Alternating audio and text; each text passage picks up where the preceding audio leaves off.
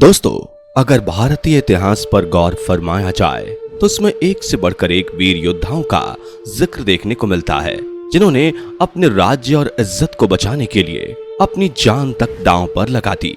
आज हम बात करने वाले हैं एक ऐसे ही भारतीय योद्धा की जिंदगी के बारे में, जिसने अपने राज्य और अपनी रानियों की इज्जत को बचाने के लिए मुगलों की लाखों की सेना से लोहा ले लिया।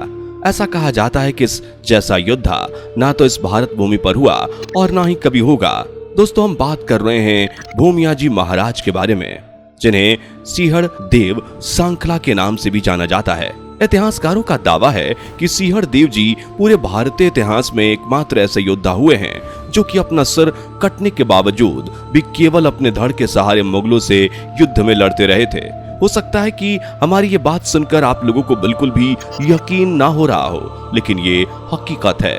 ऐसा बताया जाता है कि सिंहड़ देव जी मां भवानी यानी चामुंडा माता के बहुत बड़े भक्त थे और उन्हें मां चामुंडा से आशीर्वाद के रूप में ये वरदान मिला हुआ था कि उनके जैसा योद्धा ना तो इस भारत भूमि पर हुआ है और ना ही होगा। यही वजह है कि सिंहड़ देव जी मां चामुंडा के आशीर्वाद से बिना सिर के केवल अपने धड़ के सहारे मुगलों से युद्ध लड़ पाए थे। दोस्तों, अगर आप इनके बारे में विस्तार से जानना चाहते हैं तो बने रहें हमारे साथ वीडियो के एंड तक।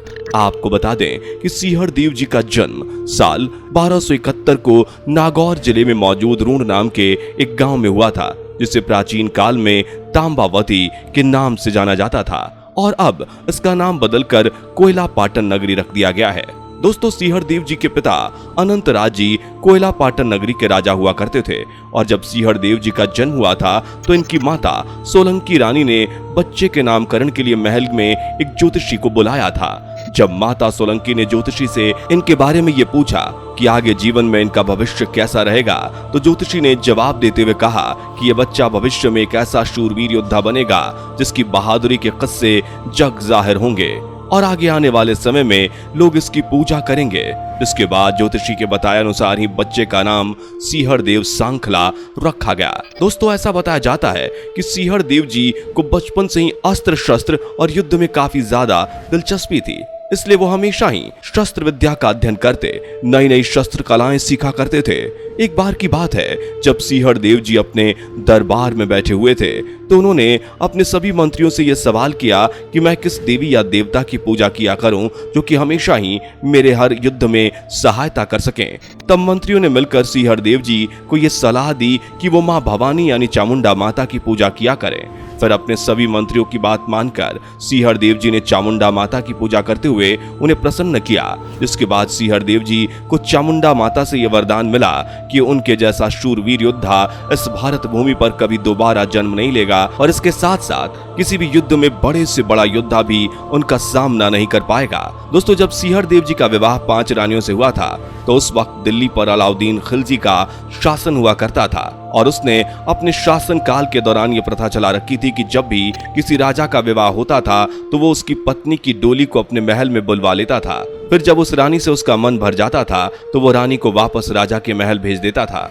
अलाउद्दीन खिलजी को जब सिंहड़ देव जी की 5 रानियों की खूबसूरती के बारे में पता चला तो उसने सिंहड़ देव जी को एक पत्र के जरिए संदेश भेजा कि वो अपनी रानियों की डोली को सीधे उसके महल भिजवा दे, नहीं तो युद्ध के लिए तैयार हो जाए।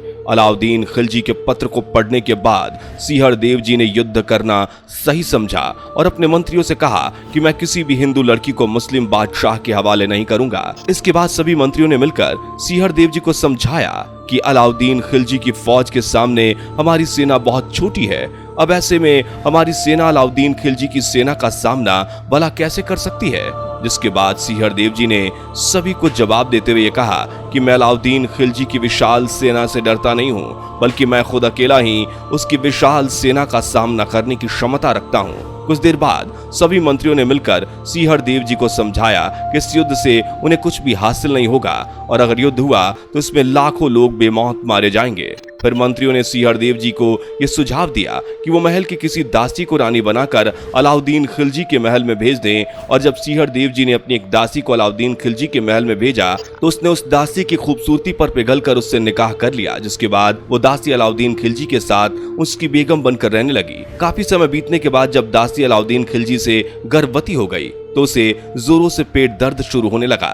इसके बाद अलाउद्दीन खिलजी ने बच्चे को पैदा करने के लिए एक हकीम को बुलाया, लेकिन हकीम आने के बावजूद भी बच्चे का जन्म नहीं हो पा रहा था। कुछ देर बाद अलाउद्दीन खिलजी की सभी रानियों ने उस दासी के पास आकर ये पूछा, इतनी सारी कोशिशों के बावजूद भी तुम्हारे बच्चे का जन्म क्यों नहीं हो पा रहा है? तब उस दासी ने कहा कि मुझे कोयला पाटन नगरी में मौजूद शिवकुंड का जल लाकर पिला दो, तभी मेरे बच्चे का जन्म होगा।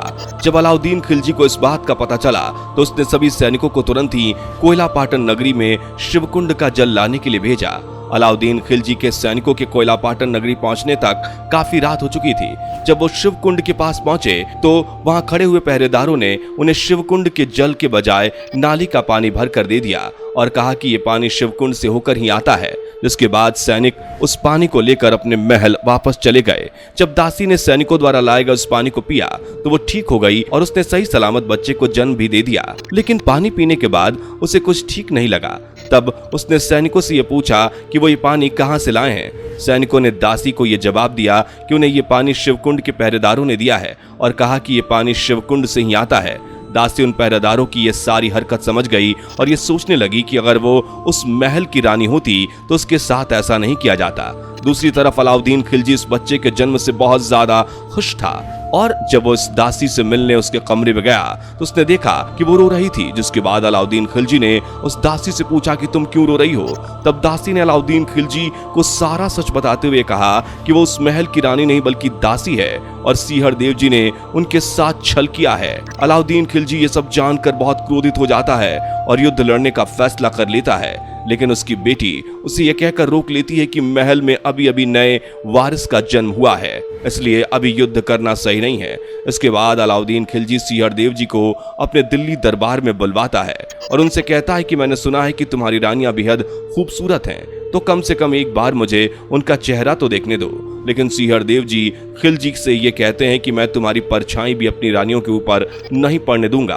अलाउद्दीन खिलजी सीहर देव जी की ये बात सुनकर बहुत क्रोधित हो जाता है और कहता है कि वो युद्ध के लिए तैयार हो जाएं। सीहर देव जी कोयला पाटन आकर ये सारी बातें अपने भाइयों को बताते हैं, लेकिन उनके भाई इस युद्ध में उनका साथ देने से इनकार कर देते हैं। फिर सीहर देव जी चामुंडा माता के मंदिर जाकर उनकी पूजा करते हैं और अपना सिर काट कर उनके चरणों में रख देते हैं। जिसके बाद चामुंडा माता प्रकट होकर उन्हें युद्ध विजय का वरदान देती हैं और कहती हैं कि तुम अपना कटा हुआ सिर अपनी माता के हाथों में देकर ये कह देना कि जब तक तुम ये युद्ध नहीं जीत जाते हो तब तक तुम्हारा कटा हुआ सिर कहीं भी न रखा जाए। सीहर देव जी जब युद्ध लड़ने के लिए युद्ध भूमि में जा रहे थे तब उनकी सभी रानियों ने उनसे कहा कि हो सकता है कि इस युद्ध में आप वीर गति को प्राप्त हो जाएं, इसलिए हम सभी का सर भी कलम कर दीजिए। जिसके बाद सीहर देव जी ने अपनी 5 रानियों का सर काट दिया और आज भी उन रानियों के खून के निशान महल पर बने हुए हैं। जब अलाउद्दीन खिलजी ने कोयला पाटन नगरी पर हमला किया तो उसने सीहर देव जी को बिना सिर के देखते हुए ये कहा था कि तुम मेरी सेना का कुछ भी नहीं उखाड़ सकते। जिसके बाद सीहर देव जी ने चामुंडा माता का आह्वान किया और उनके आशीर्वाद से अलाउद्दीन खिलजी की पूरी सेना को तहस नहस करके रख दिया।